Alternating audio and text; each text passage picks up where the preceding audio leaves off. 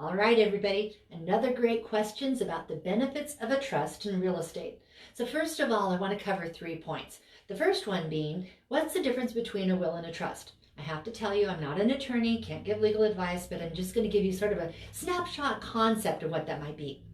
A will is basically sort of a generic instruction about what you want to have and who you want to have access to your final things if you and when you pass away. Not if, but when you pass away.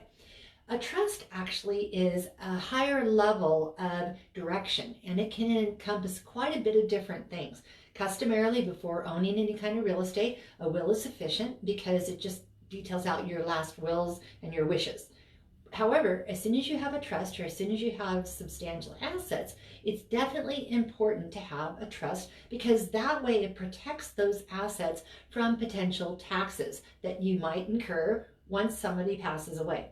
Do you have to be young or old to do this? No. Anytime you feel it's necessary, I highly encourage you to get a trust. It is definitely a good instrument in making certain that your wishes are adhered to, that the direction is followed, and it saves a substantial amount of taxes potentially on when that person passes away.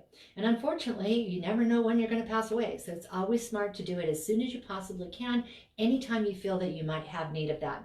And then the last thing is that I had a person ask me, well, how often do I update the trust? Well, I just updated mine, and I encourage you to look at what your trust is at basically every 5 years or so. Usually we have life changes that happen, whether it be that you have new children, you have new real estate, you have new banking accounts or things along that line, but the trust should sort of follow along with that. So the reasons that a trust is so helpful and so beneficial is because, again, it outlines the wishes, and again, it ends up giving the direction so that you don't have any kind of questions when things come up as far as after somebody passes. And then the last thing is that it again avoids probate. So I hope you found that helpful. Good question, appreciate it. And we know people, if you are in a position to where you're looking to do something like that, I think it's one of the best gifts you could ever give your family. Maybe use your tax return and make a little bit of investment into a long-term benefit for you and your family. As always, I'm called Krista. Comment on this, share this, and also we appreciate your different questions because you're the ones that are creating this. It's not about us, it's all about you. As always, have an amazingly blessed day. Bye.